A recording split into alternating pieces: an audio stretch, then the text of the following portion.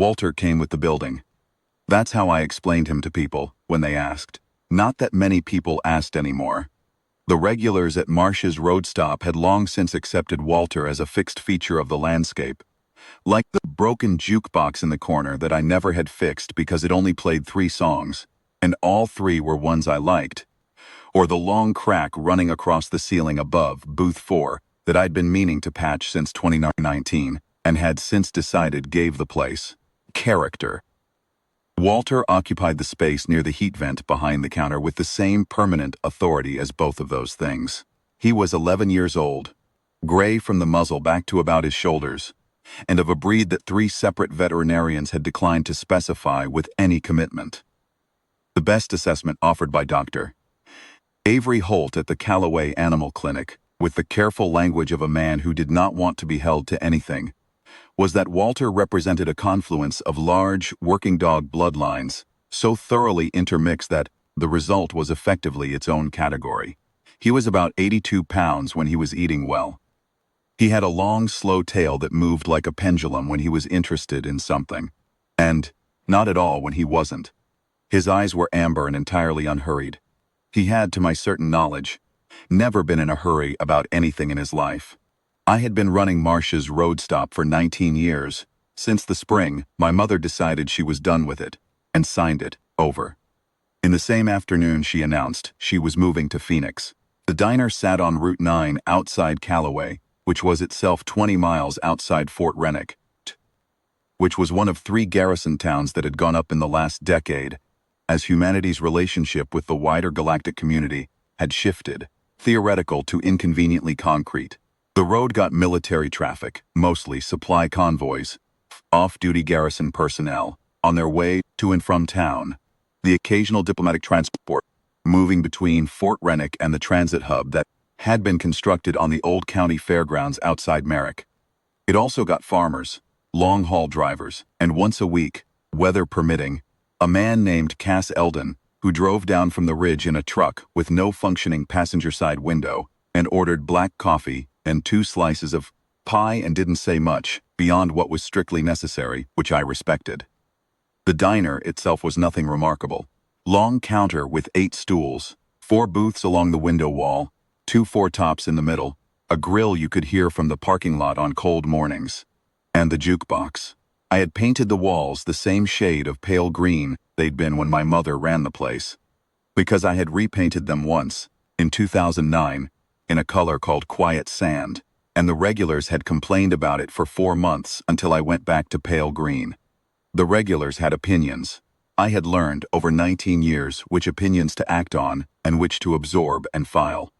Walter had belonged to the previous tenant of the building before Marsh's, a mechanic named Pete Oswald, who had run an auto shop out of the same space for 11 years before his knees gave out, and he retired to his daughter's place in Tucson. Pete had left Walter because Walter, at that point already 7 years old, had indicated through a series of clear behavioral signals that he had no interest in going to Tucson or anywhere.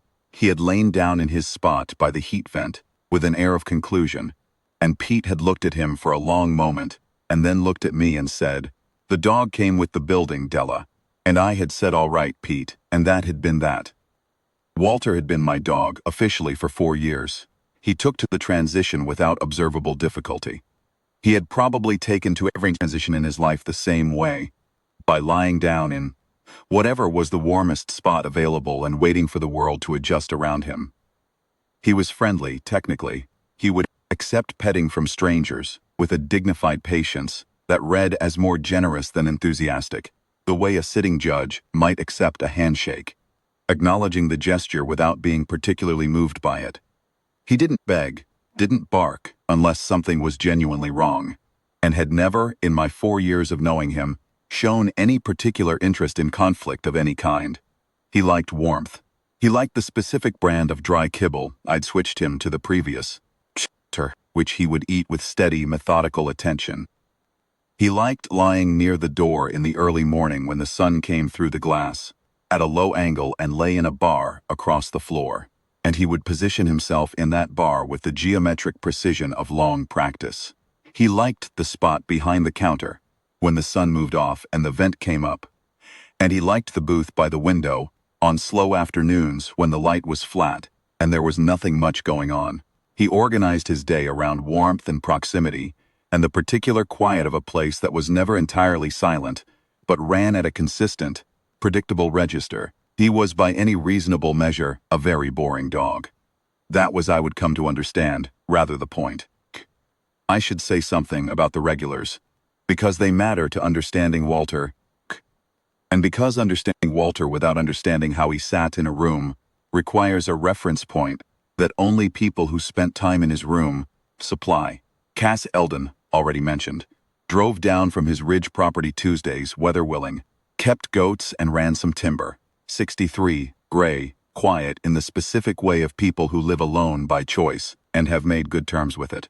He and Walter had an understanding that I had never seen stated or negotiated, but that had been consistent from the first week. Cass would sit at the counter. Walter would at some point get up from wherever he was and walk over and stand next to Cass's stool without touching him, and Cass would put one hand down and rest it briefly on Walter's head without looking at him. And then Walter would go back to his spot. This happened every visit, about 30 minutes in, with the regularity of a ritual that both parties had found satisfactory and saw no reason to hurt. Fee Ballard came in Thursdays on her way to Fort Rennick, supply coordinator for the garrison, late 40s, efficient and cheerful, and possessed of the kind of professional calm that is either innate or very expensively cultivated. She scratched Walter behind the ears every visit, and Walter accepted this with his usual judicial patience. There were others. Dale Pryor and his brother Mick, who farmed the land south of Route 9, 3 or 4 of the Fort Rennick personnel who had graduated from occasional to habitual over the years. A retired school teacher named Mrs. Velmore, who came in on Wednesday mornings for eggs and the crossword. None of them would have described themselves as being particularly affected by Walter's presence.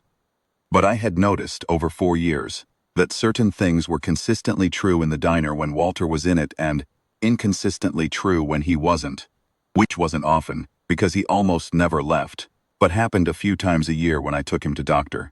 Holt for his checkup. The place was a little louder when Walter wasn't in it. Not much, but measurably. Conversations ran a slightly different temperature. One of the Fort Rennick regulars had told me once, unprompted, and apparently without knowing what he was saying, that eating at Marsh's felt different than eating anywhere else along the Route 9. He hadn't been able to say why. I hadn't helped him figure it out.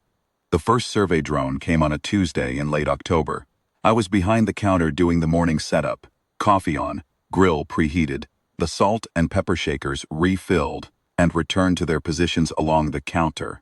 In the arrangement I had maintained for 19 years and continued to maintain until I died when I heard it outside. A low, even hum, the kind that didn't belong to anything in the local inventory of mechanical sounds. Looked up through the big front window and saw it parked on the gravel lot beside the fuel pumps. A smooth, ovoid thing about the size of a riding lawnmower, pale gray, no visible markings. A Vethric survey unit, I would later learn. At the time, I just thought it was some kind of government equipment that had taken a wrong turn. It sat there for about 40 minutes. During that 40 minutes, I opened up, poured coffee for Cass Eldon, who arrived 12 minutes early, because the weather was not, in fact, permitting and he'd left the ridge before the rain started, and watched the drone through the window between tasks. It didn't do much. Rotated once, slowly, as if taking in the lot. It emitted a series of short, quiet pulses of what I assumed was some kind of scanning field, because twice as during 40 minutes, every metal object within about 30 feet of the window gave off the faint, high harmonic tone that metal gives when it's been induced, and a row of spoons on the drying rack chimed softly.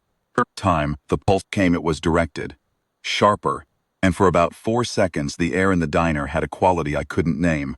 Not pressure, exactly, not temperature, but some combination of both that made the skin on my forearms register something and then stop. Walter, for his part, raised his head, looked at the drone through the window with the amber-eyed consideration of an animal clocking something new in its territory, and then put his head back down. He did not get up. He did not make any sound. He simply looked, made whatever assessment he made, and returned to the bar of morning sun. The drone left. I noted that when it departed, it didn't continue down Route 9 the way a survey unit making a pass would. It stopped about 30 yards down the shoulder and ran 2 more directed pulses back toward the diner before moving on. I didn't know what to make of that at the time. I mentioned it to Cass Eldon, who said that 3 of them had been out on his ridge for a week and that they'd cataloged his goats as Class 4 sovereign fauna and sent him a formal notice about it, which he had used as a coaster. He said they were very thorough about their measuring. I said they seemed to be. We let it go at that. The second drone came the following Thursday, same parking spot, same morning hour. It stayed longer, a full 2 hours, running its surveys in longer, more deliberate passes. I noticed and filed away that it spent a significant portion of those 2 hours oriented toward the diner's front window, not the building generally. The window, and specifically the left-hand side of the window where Walter's morning sun patch was. Walter slept through most of it. He woke up once, stretched with the long, cracking extension of a dog who has been lying in one position for some time, walked to the water bowl I kept behind the counter, drank with the steady, unhurried efficiency that was his approach to most physical activities, looked at the drone once through the window as he passed it going back, and then returned to his spot and lay down. The drone rotated twice during the drinking, tracking him with what I had by now stopped being able to describe as anything other than attention. Focused, deliberate attention from a piece of equipment that was supposed to be measuring agricultural land and infrastructure corridors. I mentioned this to Fee Ballard when she came in. She looked at the drone, looked at Walter and said, "Huh, meaning what?" I said, "Meaning it's doing a deep object scan, not a general survey. The rotation pattern is targeted." She sipped her coffee. "They flag things they can't classify. They keep coming back to them." She looked at Walter again. He was asleep, one rear leg twitching slowly, tail moving 2 inches in either direction at long intervals. "What is he?" "He's a dog," I said. Fee considered this. "What kind?" "Kind that came with the building," I said.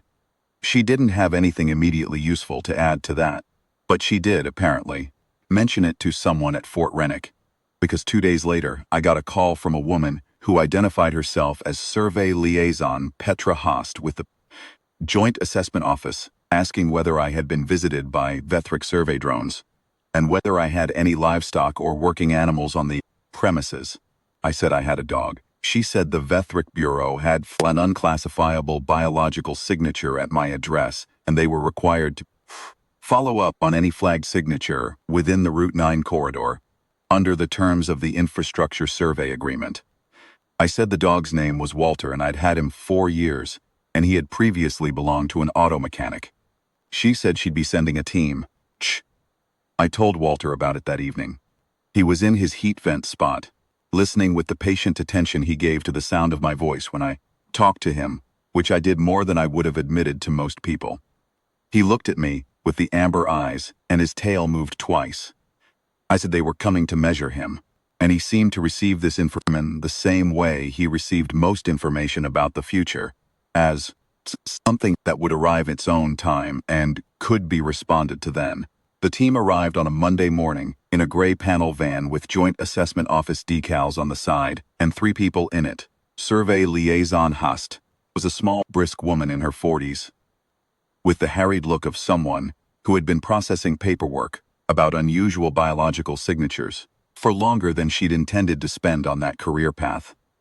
A Vethric assessment officer named Vether Colon was tall and slate blue, and moved with the careful deliberation of a species that had evolved in higher gravity, and a second Vethric officer, Tress Avek, who carried a scanning instrument about the size and shape of a large briefcase and said nothing at all.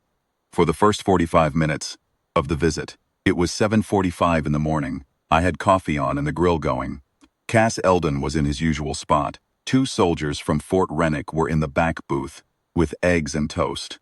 I had Walter's kibble down already, and he had eaten half of it and then gone to lie in the patch of morning sun by the front door, which was his winter alternative to the heat vent spot when the sun came through at that low October angle. Liaison Haast introduced the team and explained, with the practiced efficiency of someone who had done this procedure more than once, The Vethric Survey Bureau had flagged an anomalous biological profile in their Route 9 corridor scan, and that the follow-up assessment was standard procedure and wouldn't take long. And was I the owner of the flagged biological unit? I said the flagged biological unit's name was Walter, and he was by the front door. All three of them looked at Walter. Walter, who was lying on his side in the bar of morning sun, with his eyes half closed and his tail, doing its slow 2-inch pendulum, did not look at any of them. He appeared to be attending, at a very low level of effort, to the bar of light moving infinitesimally across the floor as the sun came up. Vether Colin said something to Tress Avek in Vethric. Tress Avek opened the briefcase and began calibrating the instrument. "What kind of dog is he?" Liaison Host asked me, with the focused look of someone trying to place a thing they recognize from a description that doesn't quite fit what they're seeing. Mixed working breed. The vet thinks large herding stock on both sides, possibly some livestock guard lineage. He's 11. And he's been here? 4 years with me. 7 years with the previous tenant before that. She wrote this down. Fees. Tressavec approached Walter, with the instrument held at a professional distance. Walter observed this approach the way he observed most things, with amber-eyed attention that carried no particular urgency. When Tressavec was about 5 feet away, Walter lifted his head and looked at the instrument, and then looked at Tressavec with an expression that suggested he was giving the situation a fair hearing. Then he put his head back down. Tressavec ran the scan. The instrument made a short, sharp sound that I later learned was its error tone. Tressavec adjusted something and ran it again. Same sound. He ran it a third time from a different angle, crouching to get the instrument level with Walter. Same sound. He stood up and showed the readout to Vethar Colin, who looked at it for a long moment and then looked at Walter. "What's it saying?" I asked. Liaison Host was looking over Vethar Colin's shoulder at the readout. "It's not a hardware error," she said, more to herself than to me. "It's reading the subject. It's just not placing him." "He's a dog," I said again. "The Bureau's fauna classification index covers approximately 400,000 cataloged species in this sector," Vethar Colin said. His standard was careful and formal, the way it usually was with Vethric officers who had learned it institutionally. Native species were formally cataloged and indexed following the Compact's establishment 7 years ago. Dogs are in the index. He looked at the readout again. This unit is returning a classification flag. The instrument sees the subject, identifies it as Earth biological, references the Earth fauna index, and then flags. Not mismatches. Not a conflict between two candidate classifications, it simply flags. "What does that mean?" I said. "It means," he said, still looking at Walter, "that the instrument has no file for this specific profile. It can see that the subject is from your world. It cannot tell it what the subject is within your world's fauna." Walter yawned. It was a large yawn, deep and architectural, the kind that takes a dog's entire jaw apparatus and holds it fully open for 2 or 3 seconds before closing it again. Soft smack, he made no other move. His tail resumed its slow pendulum. Tressavec took 3 more readings from 3 different positions and distances. All 3 returned the flag. He showed the results to Vethar Colin, and they spoke in Vethric for a while. Liaison Haas translated for me, in the distracted trailing off way of someone simultaneously processing information in 2 directions. The instrument was reading Walter's biological signature clearly. Mass, metabolic rate, ambient thermal profile, musculoskeletal density, the works. But when it cross-referenced those readings against the classification index, it couldn't locate a match. Not a near miss. Not a rounding down of an ambiguous match. A clean, complete absence of any corresponding file. Walter's profile existed. Walter's classification did not. "He's in the index, obviously," Haas said. "Dogs are in the index. He's clearly a dog." She gestured toward the instrument with the hand that held her coffee. "The specific combination of measurements. It's like if you showed me a photograph of a chair, and I knew it was a chair, but every dimension was slightly outside. Every chair specification in my database, and I couldn't find the chair manufacturer. And the chair kept giving off readings consistent with structural load-bearing that no chair should be rated for." "He's a very old dog," I said. "I know," she said. Vethar Colin crouched down, about 4 feet from Walter, and looked at him at eye level. Walter looked back. The two of them regarded each other for a moment. Measured, unhurried, professional. Tail moved twice. Vether Colin stood up and said something to Tresevec that Haas didn't translate. Then he said, to me, we'll need to submit a secondary assessment request. The initial survey flag has to be elevated to the regional classification office when the first response instrument can't resolve it. This will involve a more senior, technical team. Fine, I said. Walter will be here. The team left. I refilled Cass Eldon's coffee. He hadn't said anything throughout the whole visit, which was consistent with his general approach to mornings. But as I poured, he said, the goat notice took 2 weeks. This seems faster. Walter returns an error, I said. Cass considered this. Huh, he said. The interval between the first team and the regional follow-up was supposed to be 2 weeks. It was 11 days.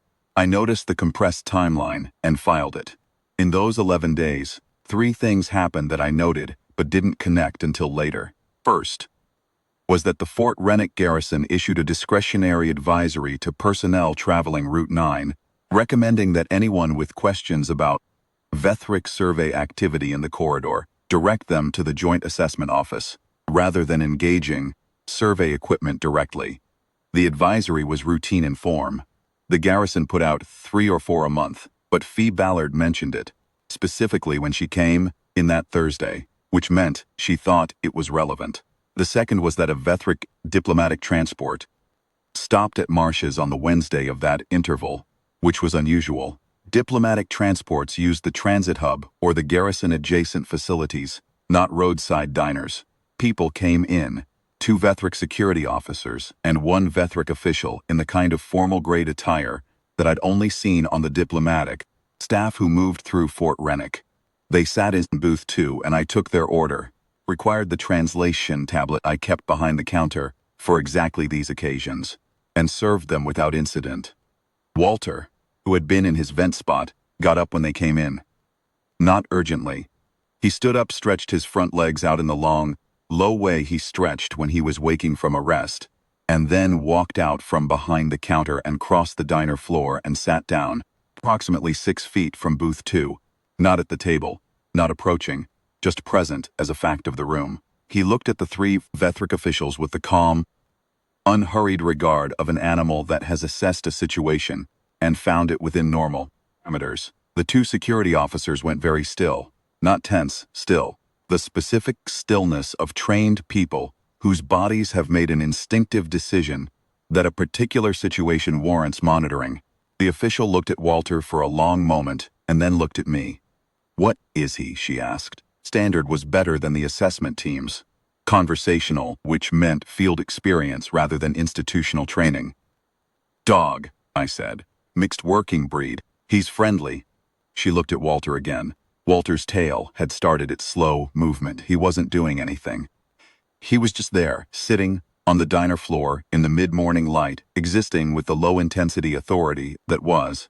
I was beginning to understand simply his resting state. Has he been assessed? The official asked. They're working on it, I said. She nodded. Once, slowly, in the way that I had come to read as a Vethric signal for processing something that didn't fit a prior category. She said something to the 2 security officers in Vethric, and they settled back into something closer to baseline. They ate their meal, paid, and left. At the door, the official paused and looked back at Walter, who had returned to his vent spot and was already in the process of lying down. She said something in Vethric that I couldn't follow. The translation tablet was behind the counter, and the moment had passed by the time I reached. The third thing was that a Fort Rennick soldier named Corporal Tave Marsh, no relation, just the coincidence of the same surname that had caused minor administrative confusion twice in the 4 years since the garrison went up, came in Friday evening off duty and sat at the counter and had a beer and the beef special. He'd been in a few times before, always with 2 or 3 other soldiers, but this time he was alone, which was unusual, and he had the careful, controlled expression of someone who had recently been in a situation that had left a mark they were in the process of not showing. He ate, paid attention to his food, and didn't volunteer anything. Walter, after a while, got up from behind the counter and came around and stood beside Corporal Marsh's stool. The corporal put a hand down, and Walter pushed into it without drama. and stayed there for a minute or two, pressed lightly against the man's leg, while the corporal ate. Then Walter went back behind the counter and lay down. The corporal finished his meal. When he got up to leave, he said, quietly to no one in particular, "How long has that dog been here?" 4 years for me, I said. 11 years total. He nodded. My mother had a dog like that, he said. Which was the kind of thing people said this when they meant something else and didn't have the specific words for it. I said I was glad he'd come in. He said he probably would again. He left a good tip. I mention these 3 things because they are the kind of data that is only data in retrospect. At the time, they were just a week and a half in October at a roadside diner on Route 9. The regional classification office team arrived 11 days after the first assessment. There were 5 of them, 2 Vethric technical specialists with better instruments, a joint assessment coordinator named Warwick Dole, who was very tall and very tired and had the energy of a man who had been filling out interagency forms since before breakfast. Liaison host again, who I was beginning to understand had been assigned to Walter personally rather than to the case administratively. And a 5th member introduced simply as Apex Fauna Specialist Kesavar 10. I'd asked Liaison host before the team arrived what an Apex Fauna Specialist was. She'd said it was a Vethric Bureau designation for officers who worked specifically with fauna that had been provisionally flagged as occupying a senior position in their native ecosystems hierarchy. She'd added that they typically worked with things like territorial apex predators or migrant dominant herd animals. She'd paused after that and said the important word was provisionally, which I understood to mean that Walter had not been officially designated as anything yet, but the flag had recommended a level of expertise that implied a direction. The technical team ran their assessment. 4 instruments, 2 operators, 40 minutes. Walter standing or lying down, as required with the calm cooperation of an animal that has no objection to being measured and no investment in the result. Coordinator Dole sat in booth 3 the entire time filling out forms on a field tablet. Apex Fauna Specialist Kesavar 10 did not use instruments. She spent her time in the diner, doing what I had begun to recognize as the Vethric equivalent of just watching. A careful, non-intrusive attention that covered the whole room, the way things in the room positioned themselves relative to Walter, the quality of the space. She made notes. Midway through the assessment, the door opened and 3 Fort Rennick soldiers came in for an early lunch. 2 of them I recognized as regulars. The 3rd I didn't know. A senior non-com of some kind, older, with the ribbon configurations that Fee Ballard had once pointed out to me as indicating extended deployments and a long service record. He ordered coffee and a sandwich and sat at the counter, and in the way of someone who has been in many situations and developed an automatic ambient scan. He looked around the diner, in the assessment team, and their instruments, looked at Walter. Walter was currently sitting in the middle of the floor, being measured by Tresavic's upgraded instrument from 3 feet away. He was sitting straight, looking at nothing in particular, tail at low idle. He looked like a dog sitting in a diner. The senior non-com looked at him for about 5 seconds. Then he picked up his coffee, back to his sandwich, and said, to no one in particular, "Big dog." 82 pounds, I said. "Working lines," he said, not a question. "That's the vet's assessment, yes." He nodded once, with the economy of a man whose questions are never really questions, and ate his sandwich. When the instrument beeped its error tone again, he didn't look up. After the technical team convened around their readouts, the findings were essentially the same as the first visit, but with additional resolution. The same primary flag, now confirmed across 4 instruments rather than 1, with a secondary flag that was new. Liaison host translated. Profile Density Index, anomalous for stated subject age. Metabolic Stability Index exceeds catalog maximums for Earth-equivalent quadruped. Ambient Authority Marker, class unassigned. "What's an ambient authority marker?" I said. Liaison host looked up from her form. She stopped, thought. "It's a measurement the instrument takes of what the Bureau calls presence density. Some species register it, some don't. Apex predators usually do. It's a combination of thermal profile, micropostural data, the way the subject's presence registers in the immediate environment. It's not an attack posture. It's not aggression. It's more." She stopped again. Like the room knows he's there, I said. She looked at Walter. That's about right, yes. Keziver-10, who had been listening, said something to Hast. Hast translated. She says the ambient authority marker is usually the last piece of data that confirms an apex designation. Most subjects that score it are identified in the first instrument pass. The unusual thing here is that all the standard apex indicators are absent. Territorial marking, no threat posture, no dominant display behavior. Haste paused. She says the instrument is reading apex-level authority from an animal that is apparently not doing anything. He's sitting on the floor, I said. Yes, Huss said. He does this every day. Huss looked at Keziver-10. Keziver-10 said something, Huss translated. She says that may be what makes it complicated. Coordinator Dole submitted his preliminary report with the worn expression of a man who had long since stopped being surprised by what the field asked him to submit. The regional team left. Liaison Host stayed a few minutes longer to confirm the follow-up timeline. Does he do this to everyone? She asked, watching Walter return to his vent spot. Not specifically, I said. He does his thing. People respond to it the way they respond to it. What does that look like? Generally? I thought about it. It looks like they quiet down, I said. She finished her coffee. I'll be in touch about the next visit, she said. The next visit was faster in coming than either of us had suggested it would be.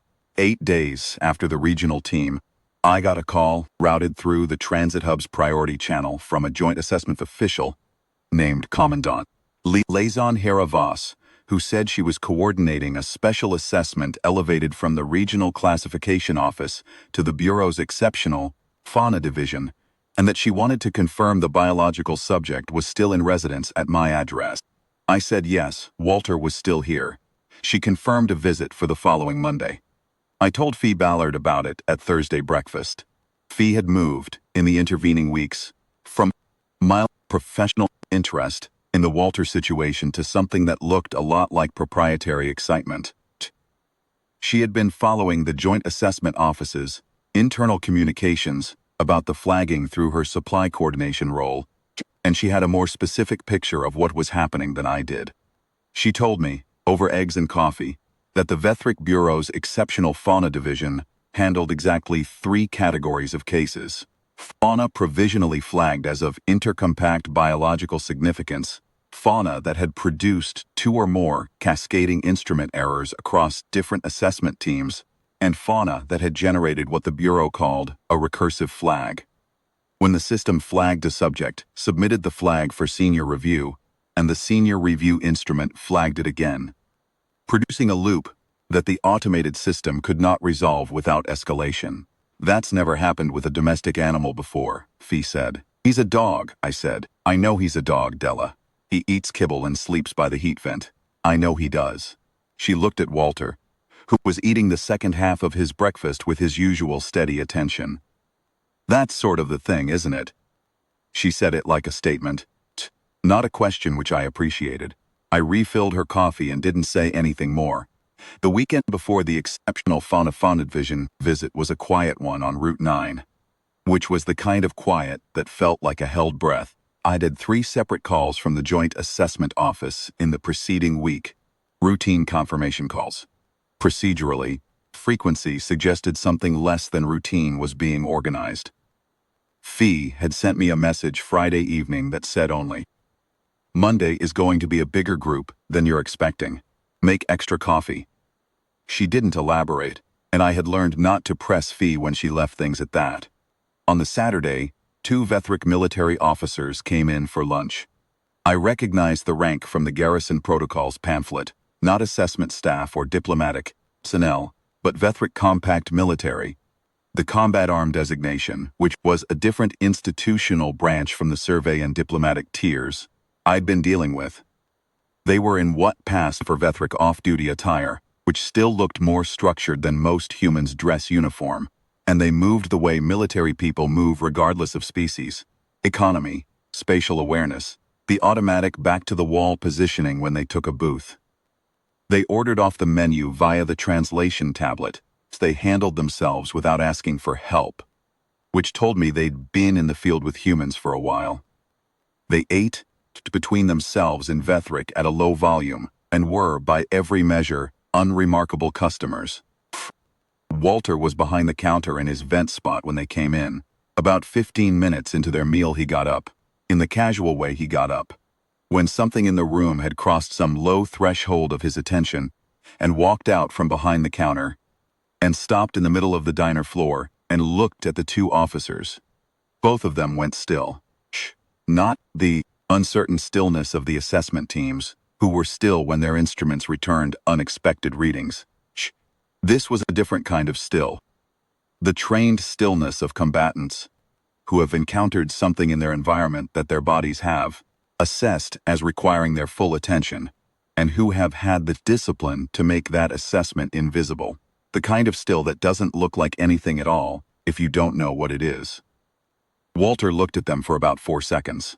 His tail was at its neutral position, not the slow pendulum of interest, not fully stopped, just the resting state. He looked at them with the amber eyes that gave nothing away and everything away simultaneously. And then he turned and walked back behind the counter and lay down. The two officers looked at each other. One of them said something in Vethric, quiet, that I couldn't follow.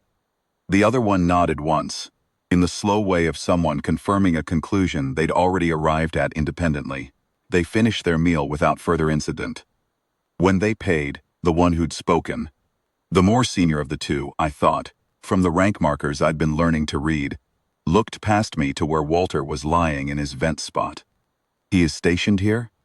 He lives here, I said. A pause. Permanently? He came with the building, I said. Officer considered this for a moment, with the particular expression I was becoming fluent in, the specific look of someone recalibrating. Then he said, the building is well situated, paid and left. I did not know what to do with that, so I put it in the same mental folder as everything else, and made a note to make extra coffee on Monday. The exceptional fauna division visit was a different category of operation from the previous two. The convoy that turned off Route 9 and onto my gravel lot on a Monday morning at 8:45 consisted of 4 vehicles, 2 standard joint assessment vans, 1 larger Vethric transport of a type I associated with diplomatic-grade transit, and a security escort vehicle from Fort Rennick with garrison plate markings. The team that came through my door numbered 8, Liaison Hast, who had been at every visit, and now had the air of someone who had been assigned to a case longer than they'd planned and had made their peace with. Kesavar 10, the apex fauna specialist from the regional visit. 3 new Vethric technical officers with instruments I hadn't seen before, larger and more complex, a Fort Rennick liaison officer in uniform, and 2 senior members I hadn't met. The first senior member was introduced as Bureau Director Vethis Khan, Exceptional Fauna Division. He was old, or what read as old for Vethric physiology, which ran longer than human, so old by that standard was genuinely remarkable.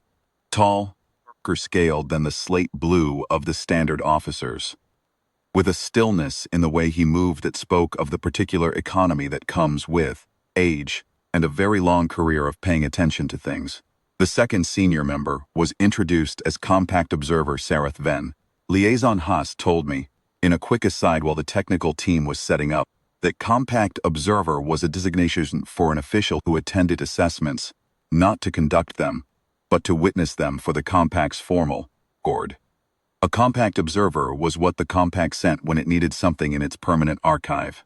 A Compact Observer, for Walter. I looked at Walter. Walter was watching the convoy through the front window with moderate interest, tail at medium. He had finished his kibble and was considering whether to go to the sun patch by the door or the vent. He went to the vent.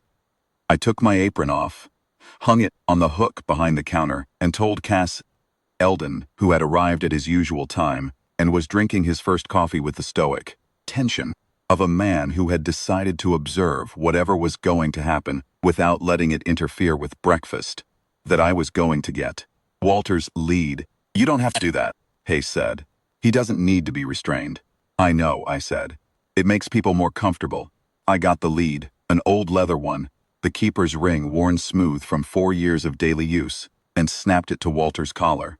Walter stood for this with patient cooperation and then looked up at me, and then at the assembled 8 people and wagged twice. Not a greeting wag, just an acknowledgement. You're all here. Bureau Director Vethis Khan watched this from across the room. He said something in Vethric and Kesavar 10 translated. He wants to know if the animal understands what's happening. He understands that there are people in his diner, I said. That's generally the limit of his interest in what's happening. Vithas Khan said something else. The Tzavar 10 translated. He says that may be sufficient. The technical team ran their assessments. 4 instruments, 3 officers, 40 minutes. A battery of scans covering metabolic profile, neurological activity index, musculoskeletal density, behavioral authority matrix, and 2 additional readings I couldn't get translations for that involved instruments I'd never seen.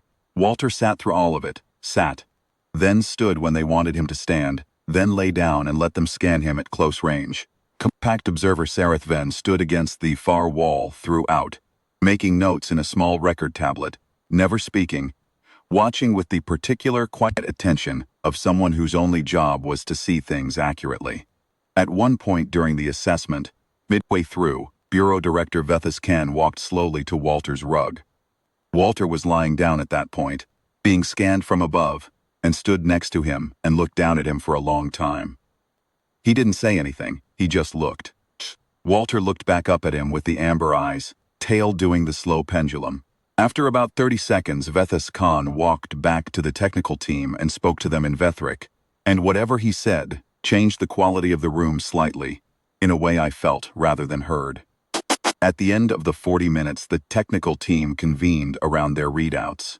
Vethas Khan stood with them and the 4 of them discussed findings in Vethric for about 10 minutes. Liaison Haas translated in fragments. The instruments had in aggregate produced a reading they could characterize but not classify. Walter's biological profile was consistent with Earth-native canine, unambiguous. The flagging was a cascade of secondary readings that the classification system couldn't reconcile with the primary identification. Haste listed them as she translated. Ambient Authority Index, elevated above any cataloged Earth canine. Behavioral Stability Coefficient, at the absolute ceiling of the instrument's measurable range. Threat Potential Assessment, a standard fauna measurement the Bureau ran on all Apex candidate subjects, returning a value in the upper tier of any fauna in the existing catalog regardless of size class, and a 4th reading that Hast paused on, looked at her notepad, looked at Vethas Khan. The instrument identified it as a proximity effect score, a measure of the degree to which a subject's presence altered the behavioral state of other organisms in its immediate environment. Did it score? I said. Hast looked at Vethas Khan. Vethas Khan said something. Kesavar 10 translated, maximum recordable. I looked at Walter. He was sitting at my left side as he'd been since I'd put the lead on, with the tail doing its slow half-beat and the amber eyes moving at their own unhurried pace across the room. He wasn't doing anything. He was just there. He's affecting the room, I said. He has been affecting every room, Vethas Khan said, in careful formal standard, since the first drone. The behavioral state data from the initial survey units showed a significant anomaly. The standard baseline read before and after transit through your location's range. The drone operators flagged it as equipment malfunction. It was not equipment malfunction. He was quiet for a moment. He looked at Walter with the stillness of someone who had been assessing unusual things for a very long career and had encountered something he hadn't seen before. In 31 years with the Bureau, he said, I have assessed 4,217 fauna classifications across 49 compact worlds. I have encountered 14 subjects that required elevation to the exceptional fauna division. I have encountered 3 subjects that produced recurse instrument flags. He paused. This is the first time I have sat in a small restaurant on a regional highway and had the instrument tell me that the most significant fauna in the vicinity is eating kibble from a ceramic bowl. He likes this brand, I said. I switched him last winter. The vet thought it would be easier on his joints. Vethas Khan looked at me. There was something in his expression that was not quite amusement and not quite anything else I had a name for. A kind of appreciation for information that doesn't change anything, but is nonetheless exactly the right information to have received. He said something else, and Kesavar 10 translated, without being asked, which suggested it wasn't intended privately. He says the proximity effect score is what will make this case significant in the record. The other readings, the metabolic figures, the stability coefficient, those can be explained by breed characteristics not yet fully cataloged, by age factors, by individual variation. But the proximity score is a different measurement. It doesn't measure what the subject is. It measures what the subject does to everything around it. An animal can be physically dangerous without affecting its environment at rest. An animal that affects its environment at rest without any display behavior is, in the Bureau's experience, a very different kind of subject. I looked at Walter. He was sitting quietly at my side, doing nothing, being exactly what he always was. He's been doing this for 11 years, I said. Yes, Vethskan said. We know. Compact Observer Sarathen looked up from her record tablet. She said something in Vethric. Us translated. She wants to know what you call him. Walter, I said. Sarathen wrote this down. She said something else. Us translated. She wants to know if you would object to his name appearing in the compact record. I looked at Walter. Walter's tail moved twice. No, I said. That's fine. What happened next took about 4 hours, all told, and involved Warwick Dole and 2 of the technical officers filling out a significant volume of interagency documentation, while Vethis Khan and Sarathen consulted over a secure communication link I wasn't privy to. Cass Eldon ordered a second round of pie and a third coffee. The Fort Rennick liaison officer stood near the door and looked at Walter with the particular expression I had come to recognize over the previous weeks. Not fear, not discomfort, but a kind of recalibration, the face of someone updating an internal model that has been running on incomplete data. Liaison Hust sat at the counter for most of it. I kept her coffee cup full. At one point she said, not really to me, the Transit Hub's fauna team is going to put in a request to cite this case in the new survey protocol guidelines. For what purpose? I said. To add a category, she said. The current index covers tiers, standard fauna, significant fauna, apex fauna, strategic fauna. She was quiet for a moment. They're going to add a 5th. What are they going to call it? She looked at Walter. He had found his afternoon patch of weak October sun that came through the window at the right angle from about 1 to 3, and was lying in it with a long, satisfied exhalation. His tail was still. They're working on the name, she said. I refilled her cup and didn't say anything more. The formal notification came 3 weeks later, in a package that arrived via the Joint Assessment Office, rather than the regular mail, which was how I knew it was official. The package contained 2 documents: a classification amendment notice from the Vethric Survey Bureau, Regional District 7, Route 9 Corridor, and a letter from Compact Observer Saratha Fenn that Liaison Hast confirmed, when I called her, was a first instance formal notification. The kind issued when the Compact was recording a new category in its official register. The amendment notice reclassified Walter from his previous status, which had been, for 11 years, unregistered domestic animal, no fauna classification on file, to a new designation. The new designation was in Vethric, which I don't speak. Hast translated it as something that parsed approximately as presence class companion fauna, a new tier, not apex, not strategic, something adjacent to both and belonging to neither. The Bureau note accompanying the classification explained, in the spare formal language of official assessment, that a presence class designation indicated a subject whose primary ecological significance derived not from offensive capability or territorial dominance, but from an authority of presence index that registered as primary order in any inhabited environment the subject occupied. In plain language, the room knew he was there. The room organized itself around that fact. The instruments measured it. The Bureau had no prior category for it. The letter from Sarathen was shorter. It confirmed that Walter's case would appear in the Compact's new survey protocol as the founding reference case for the presence class tier.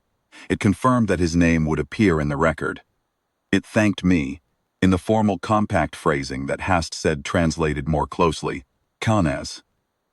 Acknowledged the cooperation of, for my assistance during the assessment period. At the bottom, in a postscript that Hast told me was unusual for Compact formal correspondence and suggested Sarathen had added it personally, were 2 lines. Hast translated them. The subject's composure throughout the assessment process was noted by all members of the evaluation team.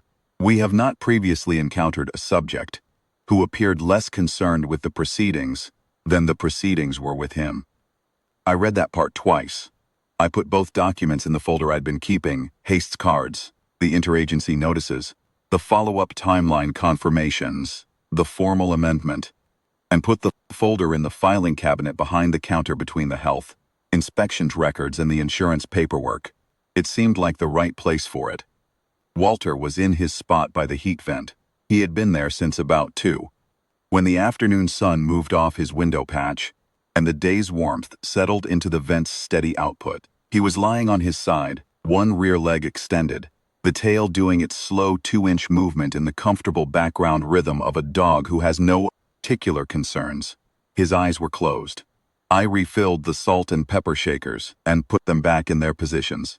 I turned off the grill and wiped down the counter. I got his kibble down for his evening feeding and called him, once, quietly, and he heard it and got up with the careful, methodical rising of an old dog managing joints that had been horizontal for a few hours. Front first, then rear, one deliberate stage at a time, and walked to the bowl and ate with his usual steady attention. I watched him eat. 11 years, give or take. A dog of no determinable breed, whose measurements didn't fit any file, moved through every room at the same pace and temperature, and left every room slightly different than he'd found it. 4,217 fauna classifications across 49 compact worlds, and Vethus Khan had never had the instrument max out a proximity effect score on something eating kibble from a ceramic bowl. Liaison Hast had said, when she called, the documents were in transit, that the regional survey team was already planning to revise the initial drone protocols for the Route 9 corridor. The drones had been logging the anomalous readings from Marsh's road stop since the first visit and filing them as equipment error. They were going to reclassify those logs and cite them in the new protocol as baseline data for presence class detection, which meant that for however long the protocol was in use, every survey drone in the compact that went looking for a presence class signature would be calibrated against the readings it got from this diner, from the heat vent in the corner, and the morning sun patch by the door, and the ceramic kibble bowl, and the 82-pound dog who had come with the building and declined to leave. I had not fully thought through the implications of that until standing in my own kitchen, watching Walter eat his dinner. The compact's filing system would, for the foreseeable future, contain a category that began with Walter. Everything in that category would be measured against what the instruments had read in this room. If something in the galaxy registered the same proximity effect score, the same ambient authority index, the same behavioral stability ceiling, it would be classified by comparison to an old dog on Route 9 outside Callaway who had never been in a hurry about anything and had eaten the same brand of kibble since last winter. I thought about telling Cass Eldon this the next time he came in. Then I thought about how Cass would receive that information, the long, considered pause, the coffee, the eventual verdict delivered in 2 words or fewer, and decided to tell him anyway. He deserved the complete picture. Walter finished eating. He licked the bowl once for thoroughness, then stood for a moment looking at nothing in particular, with the amber-eyed patience of a dog who has nowhere to be and has never once in his life felt the lack of it. Then he went back to his spot by the heat vent and lay down. Cass Eldon came in the following Tuesday, same time, same order. He'd heard, through whatever network. Cass used to stay current on local affairs, despite appearing to have no interest in them, that the official documents had come through. He asked me, over his coffee, what it had said. I told him about the presence class designation, the new tier, the founding reference case, the letter with its 2 extra lines.